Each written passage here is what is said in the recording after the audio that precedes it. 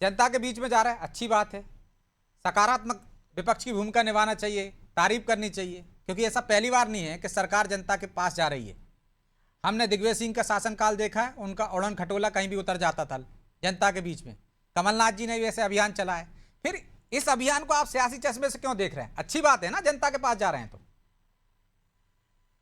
देखिए ब्रजेश जी, विपक्ष को तो शुक्रिया अदा करने की आवश्यकता ही नहीं पड़ती है, क्योंकि पर्ची वाले मुख्यमंत्री तो हर मंच से खुद ही अभिनंदन करवा लेते हैं।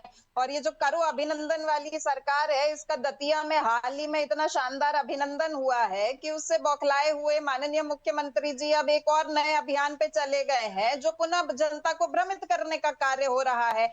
आप ये बताइए, कभी यही मुख्यमंत्री कलेक्टरों को निर्देशित करते हैं कि एक रात आप गांव में विश्राम करिए, वहां बिताइए, लोगों की समस्याएं सुनिए? उसका क्या हुआ इन्हें नहीं पता। कभी ये अपने मंत्रियों को आदेशित करते हैं कि बारी बारी से भाजपा के कार्यालय में बैठेंगे? उसका क्या हुआ वो ये बैठ नहीं रहे बता हैं। पाते। कभी ये तो कितनी समस्याओं का निराकरण हुआ? अगर समस्याओं का निराकरण हो रहा होता तो फिर ये जो नया अभियान लेकर आ रहे हैं, जन विश्वास अभियान, इसकी तो आवश्यकता ही नहीं पड़ती ना।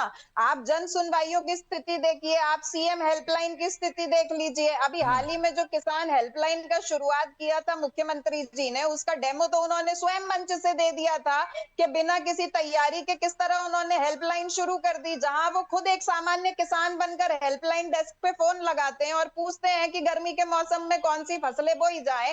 तो उनको तो यही नहीं पता, वो कहते हैं कि अभी हमारे पास इसकी जानकारी नहीं है। तो बिना किसी तैयारी के ये लोग इस तरह के अभियान चालू कर देते हैं। सीएम हेल्पलाइन की स्थिति आप ये देख लीजिए, 6 से 7 लाख जो शिकायतें हैं वो तो आज भी पेंडिंग पड़ी होंगी। मात्र सिर्फ इंदौर संभाग की स्थिति ये है कि 54,000 जो शिकायतें हैं वो तो उसी संभाग में पेंडिंग पड़ी हुई होगी।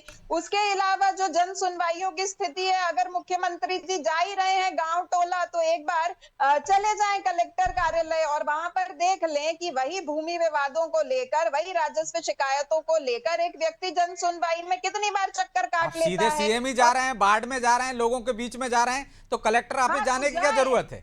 नहीं भाई नहीं जनता ब्रजेश जी, बताएगी। वो जाए। उनको तो नहीं, एक्शन लेना अभी चाहिए, आपने जैसा क्या कहा? एक्शन आज हमने वो छिंदवाड़ा जाए। में देखा। हाँ तो सीएमएचओ वो को, ले। पटवारी तहसीलदार को निपटा दिया। ब्रजेश जी, ये तो अभी शुभारंभ है ना। जब ये शुभारंभ करते हैं तो ये तो 20 अधिकारियों को इधर से उधर कर देते हैं। कोई पहली बार ये बर्खास्तगी की कवायद भारतीय जनता पार्टी की सरकार में थोड़ी हुई है। ये तो जब चाहे आधी रात को ट्रांसफरों की सूचियां निकाल देते हैं। उससे होता क्या है?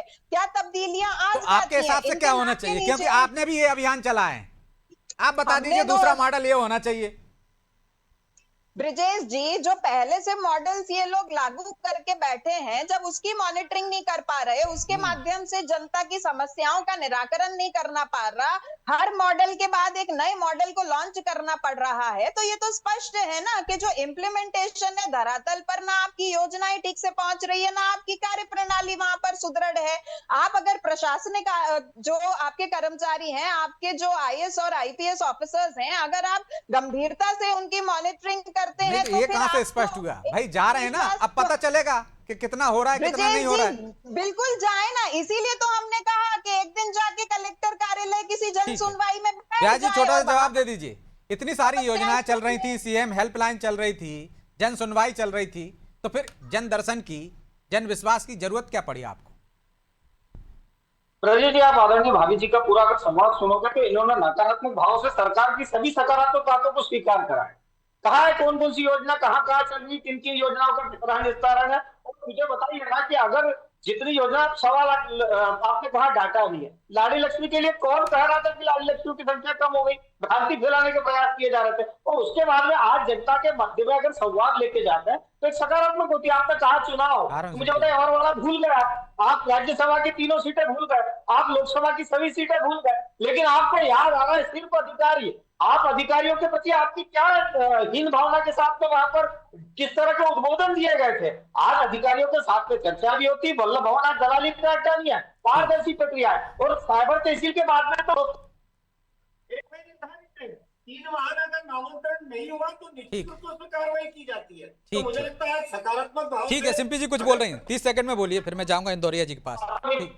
देखिए, ये जो अधिकारियों की कार्यशैली को लेकर कांग्रेस पे व्यंग कर रहे हैं, तो अभी इन्हीं के वरिष्ठ नेता कैलाश विजयवर्गीय जी ने क्या कहा कि अधिकारियों के अंदर तो होड़ लगी हुई है, वो खुद को संघ पृष्ठभूमि का बताना चाहते हैं या फिर वो खुद को सरकार का कृपा पात्र बताना चाहते हैं ताकि उनको बेहतर पोस्टिंग मिल सके। ये कांग्रेस नहीं कह रही है, ये स्वयं आपके नेता कह रहे हैं। और ठीक। इसीलिए जब विपक्ष के तौर पे हम कलेक्टर कार्यालय पहुंचते तो वहां से आपके जो कृपा पात्र कलेक्टर है वो कहीं ना कहीं गायब हो जाते, क्योंकि उन्हें जनता के मुद्दों से कोई मतलब ही नहीं है। दूसरा, आपने जो कहा महिलाओं की संबंधित योजनाओं को लेकर, तो दतिया के अंदर अभी जो महिलाओं का वोट परसेंटेज गिरा है, जो कि 2023 में ऐतिहासिक ठीक। था, वो ऐतिहासिक था तो आपकी लाडली बहना योजना की वजह से, और अब वो गिर रहा है तो इसलिए ठीक कि है। आपकी जो महिला ठीक है, सशक्तिकरण की आता हूँ योजना है ब्यास वो जी, दूसरे दरअसल दौर में आता कामगार ही हूँ, नहीं आप है। जवाब दे दीजिएगा।